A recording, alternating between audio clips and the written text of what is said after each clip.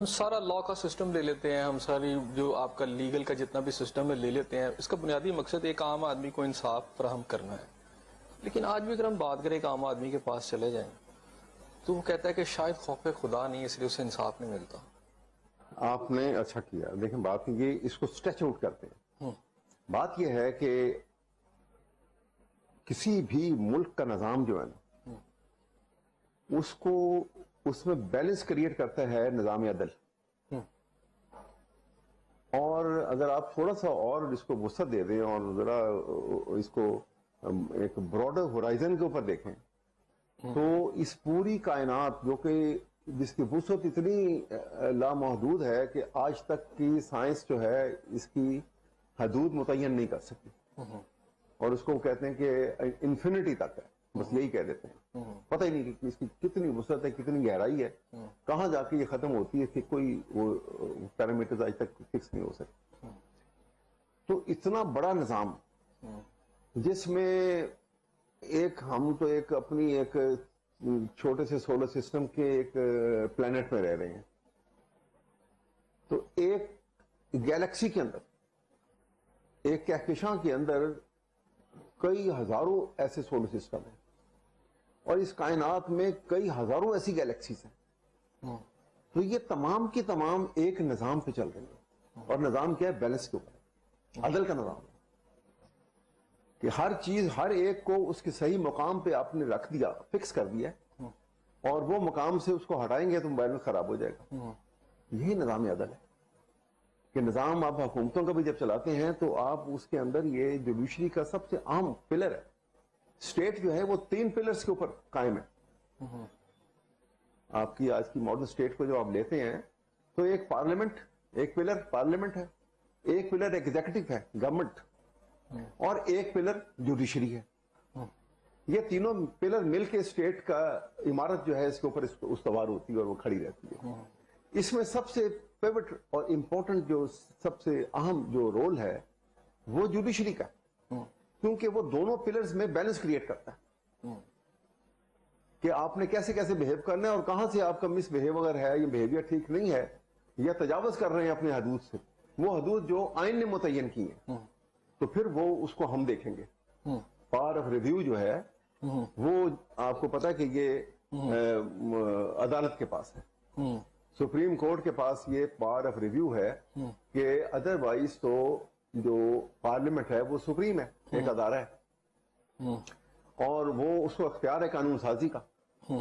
لیکن جب وہ قانون سازی کر لیتا ہے تو اس کے فیصلے، وہ قانون سازی صحیح ہوئی ہے غلط ہوئی ہے، آئین کے تقاضوں کو پوری کرتی ہے، فنڈامنٹل رائٹس کے متنافی تو نہیں ہے کہیں پر، کہیں وہ اس قرآن اور سنہ کے سے متنافی تو نہیں ہے. ان تمام باتوں کا خیال کون کرے گا؟ ان تمام باتوں کے اوپر سپریم کورٹ کو یہ پاور آف ریویو کہ وہ اس کو یہ دیکھ سکتے ہیں on the touchstone of constitution and the fundamental rights, اور اس کے اگر وہ متصادم ہے اس سے تو وہ اس کو ڈکلیئر کر دیں گے کہ یہ انکانسٹیٹیوشنل ہے، اس کو اسٹرائک ڈاؤن کرو. تو یہ ایک بیلنس کریٹ ہوتا ہے. تو اسی لیے کہا جاتا ہے کہ کسی بھی سوسائٹی میں، آج کی ماڈرن سوسائٹی جو ہے، کسی بھی سوسائٹی میں قانون کی گرفت جہاں کمزور پڑ جائے تو society will become free for all. پھر اس سوسائٹی وہ اس کو آپ کہیں گے فری فار آل سوسائٹی کون سی ہوتی ہے؟ جنگل کی سوسائٹی. تو آپ کو لگتا ہے کہ ہم جنگل لا ہیں ہمارے بھی یہاں پہ؟ نہیں، ہمارے یہاں پہ ایک ایسے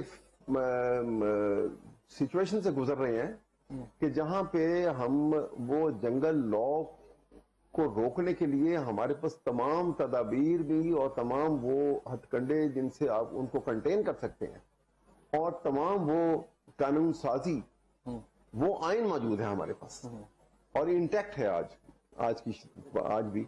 اب دیکھنا یہ ہے کہ آئین کو کیسے انفورس کریں آپ، اور کیسے انفورس کر کے آپ ان فنڈامنٹل رائٹس کو پروٹیکٹ کریں بنیادی طور پر، کیونکہ فنڈامنٹل رائٹس کو جس وقت آپ پروٹیکٹ کریں گے تو کامن مین جو ہے وہ مستفید ہوگا اس سے.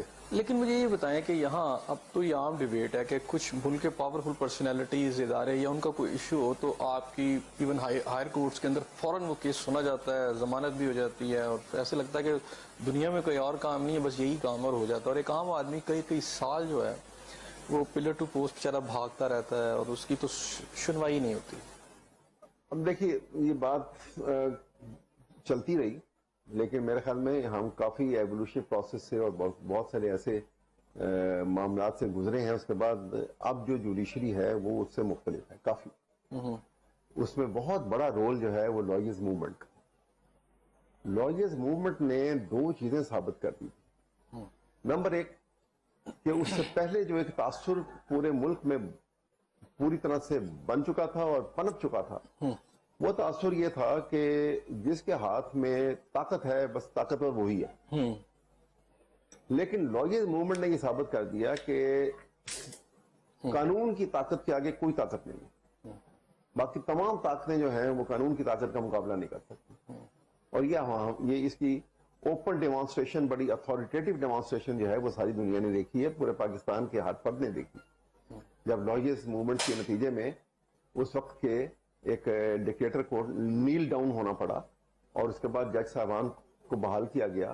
اور جج صاحبان نے بحال ہو کے بعد بہت بڑے فیصلے کیے، جن میں ایک بڑا فیصلہ یہ تھا کہ وہ جو لا آف نیسیسٹی کے اوپر بیس کر کے تمام فیصلے شروع کے جو ہوئے تھے وہ سب کے سب کالا دم قرار دے دیے. یہ ایک بہت بڑا فیصلہ تھا اور بہت بڑی تبدیلی تھی.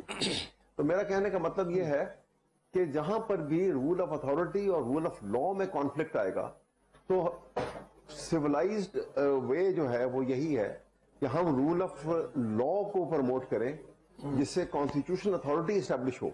اور جب کانسٹیٹیوشنل اتھارٹی اسٹیبلش ہوگی تو پھر رول آف اتھارٹی والا کوئی نہیں رہے گا باقی. کیونکہ رول آف اتھارٹی ایک رانگ میسج ہے جو ہم ایک اسٹریٹ مین کو بھی دیتے ہیں، کامن مین کو بھی دیتے رہے ہیں اس سے پہلے. اچھا احمد صاحب، ایک جو عام ہم جو ایک تاثر آتا ہے کہ شاید ہائی کورٹ میں جا کے آپ کو انصاف مل جاتا ہے، سپریم کورٹ میں چلے جائیں تو ایک ہائر کورٹ میں جب آپ جاتے ہیں تو وہاں تو انصاف مل جاتا ہے.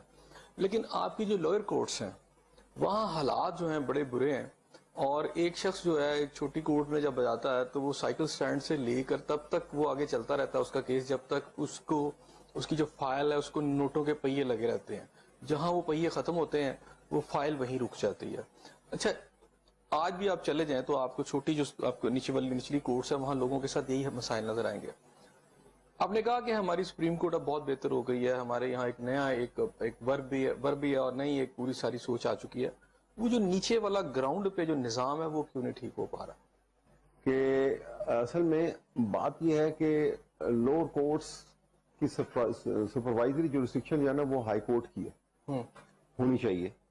لیکن میرے خیال میں اتنی توجہ جو ہے لوور کورٹس کے اوپر جو ہائی کورٹس نے نہیں دی جتنی ضرورت ہے.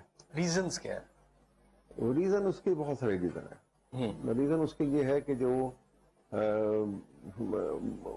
بعض ایسے جو مارشل لا کے زمانے جب آئے تو ججز کے ایلیویشن کا طریقہ کار جو تھا وہ کسی کی خوشی پسند ناپسندی کی بنیاد کے اوپر ہوتا گیا.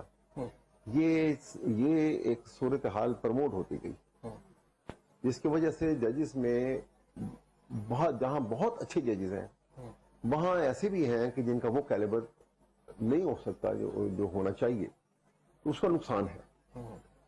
اور ایک بات آپ ذہن میں رکھیے گا کہ ہم یہ سمجھتے ہیں اور ججز کی اسی لیے زیادہ عزت و تعظیم بھی کی جاتی ہے سپیریئر جوڈیشری کی پرٹیکولرلی، کہ جج جب ایک بیٹھتا ہے اس نے اوتھ لیا ہوتا ہے اور جب وہ انصاف کی کرسی پہ بیٹھتا ہے تو وہ انفیکٹ وہ گاڈلی ڈیوٹی پرفارم کر رہا ہوتا ہے.